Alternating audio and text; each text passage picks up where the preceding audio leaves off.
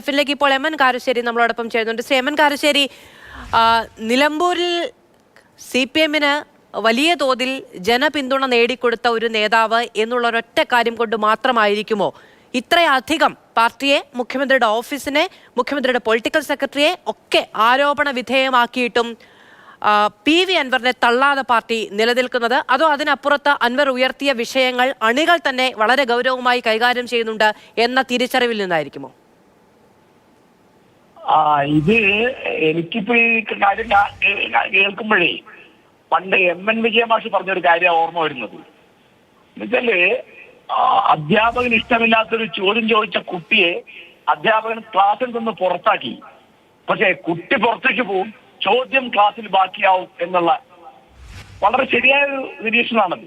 അപ്പോ അൻവർ ഉന്നയിച്ച പ്രശ്നങ്ങൾ അവിടെ ബാക്കിയാവും. കാരണം ഇപ്പോ എന്തുകൊണ്ടാണ് AGD അസിസ്റ്റന്റ് DGP-യുടെ അജിത് കുമാറിന്റെ കാര്യം, അല്ലെങ്കിൽ P ശശിയുടെ കാര്യം, അല്ല അതുപോലെ അദ്ദേഹം ഉന്നയിച്ച അനവധി കാര്യങ്ങൾ. അപ്പൊ ഈ കാര്യങ്ങളാണ് പ്രശ്നം. ഉന്നയിച്ച ആൾ അദ്ദേഹം അത് ഉന്നയിക്കാൻ ധൈര്യപ്പെട്ടു എന്നുള്ളൊരു കാര്യമുണ്ട്.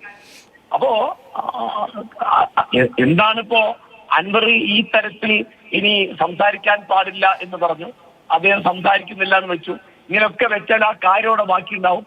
പിന്നെ എന്റെ തോന്നല് അണികളിൽ എത്രയോ ആളുകൾക്ക്, സത്യസന്ധരായ ആത്മാർത്ഥതയുള്ള അണികൾക്ക് എന്തുകൊണ്ടാണ് ഇപ്പോ തൃശ്ശൂര് പൂരം കലക്കേണ്ട റിപ്പോർട്ട് വരാൻ 5 മാസം എന്തുകൊണ്ട് വൈകുന്നു, അല്ലെങ്കിൽ അജിത് കുമാറിന്റെ കാര്യത്തിലുള്ള അദ്ദേഹത്തെ സ്ഥാനത്ത് നിന്ന് മാറ്റി നിർത്താൻ, ക്രമസമാധാന പാലനം എന്നുള്ള വകുപ്പിൽ നിന്ന് അദ്ദേഹത്തെ മാറ്റി നിർത്താൻ എന്താണ് പ്രയാസം?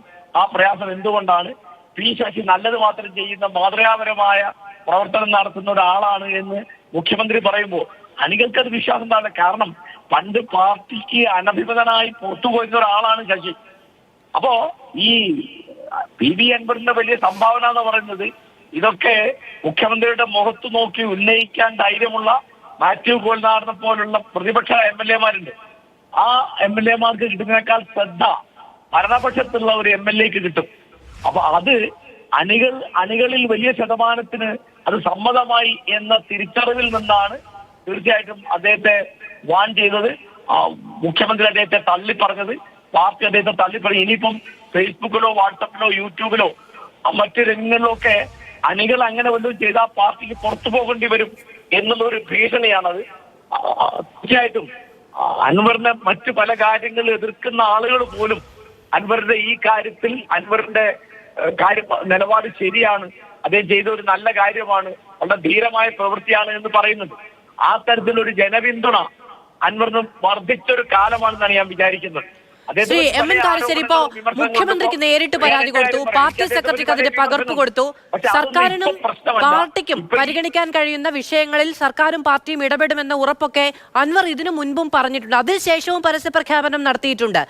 ഒരുപക്ഷെ പാർട്ടി ഇതിനു മുൻപ് അങ്ങനെ മിണ്ടരുത് എന്നൊരു തിട്ടൂരം PV അൻവറിന് കൊടുക്കാത്തതാണോ, അതോ ഇനി നിവൃത്തിയില്ല എന്ന തിരിച്ചറിവിൽ ശക്തമായ നിർദ്ദേശം നൽകി അത് PV അൻവർ ശിരസാ വഹിച്ചു എന്നാണോ? എന്നോടാണ് ചോദ്യം? അങ്ങയോടാണ്. അല്ല, അതായത് ഇനി ഇത് സത്യത്തില് ഇതൊരു അണക്കെട്ട് പൊട്ടിയ മാതിരിയാണ്. അത് ഇപ്പൊ എന്തൊക്കെ എങ്ങനെയൊക്കെ വ്യാഖ്യാനിച്ചാലും ഇതിന് മറുപടി പറയാൻ പ്രയാസമാണ്. കാരണം അജിത് കുമാറിനെ പറ്റിയോ ശശിയെ പറ്റിയോ ഒക്കെ അദ്ദേഹം ഉന്നയിച്ച ആരോപണങ്ങൾ ഒരു വ്യക്തിയുടെ മാത്രം ആരോപണങ്ങളല്ല. ഇപ്പോ മലബാറിലെ ആളുകൾ, അല്ലെ സ്വന്തം പാർട്ടിക്കാർക്ക് തന്നെ ഈ പരാതി ഉണ്ട്. അദ്ദേഹത്തിന്റെ കയ്യിൽ അനവധി പരാതികളുടെ ഒരു കൂമ്പാരമുണ്ടെന്ന് അദ്ദേഹം പറയുന്നുണ്ടല്ലോ. അദ്ദേഹത്തിന്റെ കയ്യിലൊക്കെ തെളിവുണ്ടെന്ന് പറയുന്നുണ്ട്. അദ്ദേഹം പറയുന്ന കാര്യങ്ങൾക്കൊക്കെ ഇപ്പൊ സ്വർണം പൊട്ടിക്കൽ എന്നുള്ളൊരു കാര്യം, അല്ലെങ്കിൽ ആ കൊലപാതകത്തിൽ പങ്കുള്ള കാര്യം, അതിനൊക്കെ തന്റെ കയ്യിൽ തെളിവുണ്ട് എന്നൊരു MLA പറയുന്നത് നിസ്സാര കാര്യമല്ലല്ലോ. അത് ചെറിയ പ്രശ്നമല്ല. 2ാം പിണറായി ഗവൺമെന്റ് നേരിട്ട ഏറ്റവും വലിയ പ്രതിസന്ധി സൃഷ്ടിച്ചത് അൻവറാണ്. ശരി, ആ ചോദ്യങ്ങൾ അവശേഷിക്കുന്നുണ്ട് എന്നുള്ളതാണ് ശ്രീ എം എൻ കാരശ്ശേരി പറയുന്നത്. വളരെയധികം നന്ദി ശ്രീ എം എൻ കാരശ്ശേരി, ഞങ്ങളോട് സംസാരിച്ചതിന്. ഇപ്പോൾ